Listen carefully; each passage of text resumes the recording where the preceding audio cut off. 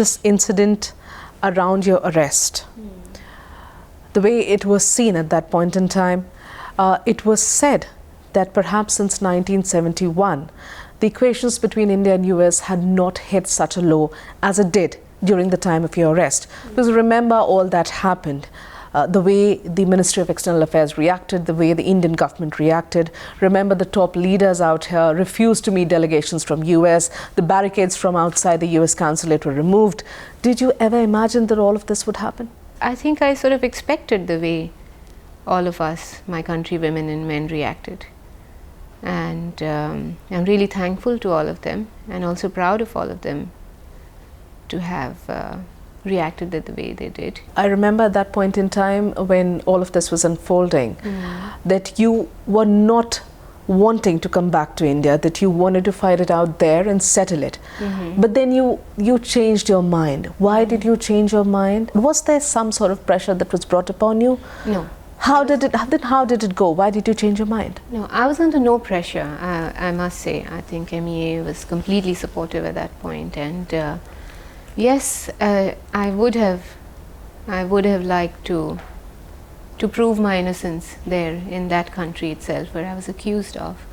But I understand, and I mean, that's a personal wish. Yeah. However, the position that the government of India rightly took was that the United States had no jurisdiction on this matter, that this matter was between two Indian citizens.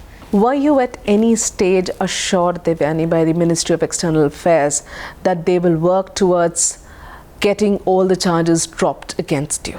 Yes, of course, I was assured that the government will work towards it. That, as well as residual issues that are related to the case, you know, how the family was evacuated in a mafia-style operation, as if I was going to kill, you know, me and my family were some big mafia dons who were going to kill them here. Hence my question to you, what is the status of the case as of now? Well, I still have an arrest warrant, open arrest warrant against me, and an open criminal case against me because after the SDNY, the Southern District New York Court, threw away my first indictment, a second indictment was brought in by the US prosecutors in 2 days. And so I cannot travel to the US or I will be arrested and tried. So that's where the case stands now. How much of an assistance are you getting from the Ministry of External Affairs as far as fighting your case legally is concerned? Well, we are not fighting it legally, Megha. The stand of the government is that the US courts do not have jurisdiction on this matter, and therefore we will not enter into litigation there anymore, especially now that I'm here. So nothing is happening on the case from a legal point of view. So you're still it's just in cold storage unless and until I go there in a non-immune capacity and I get arrested and face trial, or I ask the government to waive my immunity and go myself to face trial. It just remains so. You still stand indicted? I stand indicted, and yes, yeah, there is an indictment. What did the previous government do about it? When you came back, it was the Congress government here. What were you told? What did the government do? Did they move on this case as much as you would have liked them to? Well, yes, they did. We did move on this case at that point legally. We argued it out, and we won. The indictment was thrown out because the day I was indictment, the day I was leaving, I was fully immune, and the court recognized that fact, and the arrest warrant was vacated, and but then a second indictment came. And the second indictment came, yes, and at that point we decided that we're not going to go about it legally, but this is a political issue that needs to be resolved politically, and so that's where it stands. How much has the government moved on it?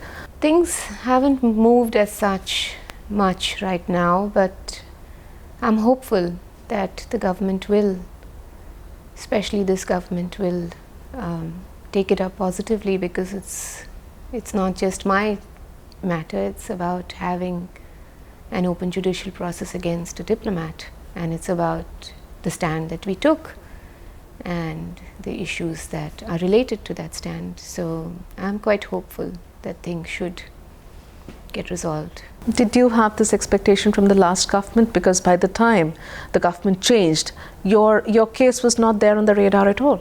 Of course, it's my fond hope that things should have moved faster, which they didn't. And I was told that they will be taken up at an appropriate time in an appropriate forum. So let's see. Did that happen? Well, after March, this issue hasn't been,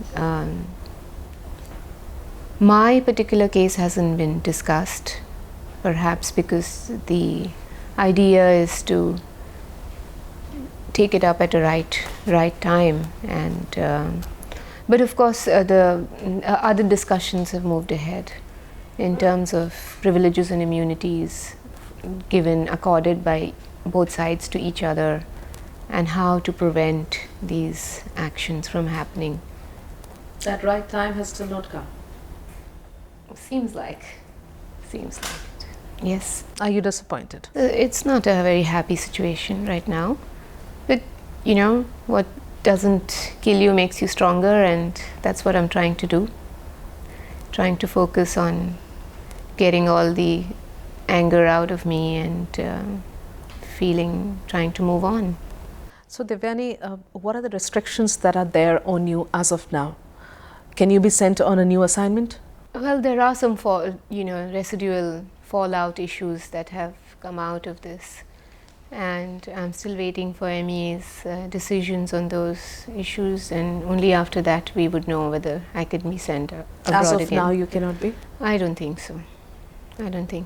What gives you so much hope that a resolution is in the offing, that it will come soon? What gives you this much of hope? It hasn't happened till now, so my question is this. Well, hope is what keeps us going, right? Many people ask me, are you angry with your housekeeper? And I tell them that, I sort of understand what she did, because if in New York and DC and all these places, there is a racket which goes on of all the immigration lawyers and NGOs who actually go and ask people, do you have somebody to accuse? And we'll get you a green card, a permanent residency. I understand how tempting it may have been for her, and I have worked out all the anger. I mean, I felt more anger because of the pain that I went through. I felt abandoned when she ran away, so I can imagine how my children felt. My primary concern was that they shouldn't feel abandoned. They kept asking, where's Sangeeta Tai, where's Sangeeta Tai? And I had to tell them, oh, she's gone for her summer vacation and she'll come back in winter, and hoping that they'll forget about her till winter. Finally, Devyani, do you have hopes from this government that they will resolve this issue, that the charges would go away, that the indictment would go away? What are your hopes from this new government? Well, when I talk to people, family, friends and so on, they actually, first of all, they don't know. They think that my situation is sorted out, and when I tell them that I do have a criminal case against me and an arrest warrant still pending, and there's like, oh, this government will solve it. If there's anybody who can do it, it's our Prime Minister, Honorable Prime Minister now. Those are the reactions that I get, and I get hope from that. I do get hope from that it should be resolved. You're hoping that you would be heard soon enough? Yes, I'm hoping that an appropriate time and forum would be found to address this, and that it's not just. And I hope that, because it's not just for me. I mean, if it were just for me, and then I wouldn't even want it. And I think I've shown that enough by the actions that I took. Till that happens, you stay back in New Delhi and you do not go on a new assignment. That's how the situation is. Seems like. But I'm always happy to come back home. Not happy to be in this situation, but I hope that through this interview my countrymen and women understand that the woman that they supported and rallied for is not a exploitative elite individual who has no feelings for the poor and who just did things for her own personal gains. That's not what I did, Megha. And Devyani, that's why all I'm the here. very best for your case. Thank you for speaking to us. Thank you so much, Megha.